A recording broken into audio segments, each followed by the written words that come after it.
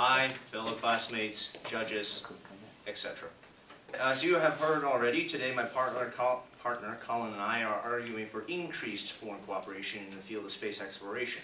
Our reasoning is simple.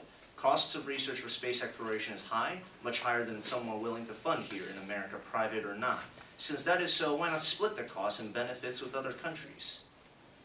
Colin brought up the European Space Agency during his speech, which I think is a fine example of good foreign cooperation. 15 small countries, each of them much too small to fund an extensive space agencies by themselves, can together have the third largest space research budget as of 2011. It's a very simple concept that working together, people can do more. Now, if we weren't debating, this is where I cut off. Except, we are debating. So I thought of a few points that our opponents might bring up.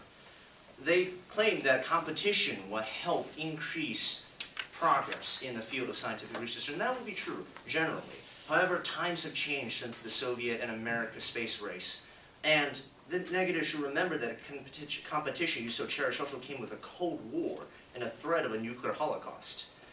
But even assuming for the second that the war was worth the risk of competing with Soviet Russia, we are no longer competing with them. In fact, we are renting their capsules to go to space. And even if John F. Kennedy would be rolling in his grave, it seems like the world is naturally going towards a cooperative stance. In addition, their argument against China that we should not bring them into the fold of international cooperation, I believe that is counterproductive. If we leave China alone to do as they please privately and without any sort of information whatsoever on their activities, they can only continue to progress without our knowledge. And if we brought them into an international space agency, or we made it so that everybody else in the world was competing against them, we can either outpace them or force them to combine with an international space agency. Now, I've talked a lot about this, and I believe that it could be done practically based on the ESA's, European Space Agency's, strategy. The USA will propose before the UN that we form a new global space agency, that it will be recognized by the UN, and the UN will appoint the agency director. Countries who wish to join this global agency must be part of the UN and have an existing national space agency. As part of the global space agency, members are expected to contribute a percentage of the national space agency's budget and expertise to the members of their national space agency. Those members are also expected to contribute towards mandatory space exploration projects, which will be decided by the heads of the nations within the UN and in the Global Space Agency itself. In return, there's a scientific openness, as every nation's findings and resources are open to all the others.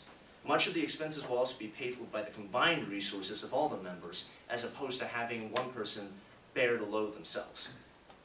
It also recommended that during times of economic instability, the Global Space Agency focus on low-cost, long-term space exploration and research and development. And that is about it. It's very simple. If everybody works together, you can get more done. It's not evolution. We are not different species. Russians are not a different species from us. They are also humans, and in the end, we have to recognize that and say, we are one humankind. And we will work together to go to space as one humankind. And there's no point in working redundantly and separately when together we can do so much more together. Thank you. Go to front.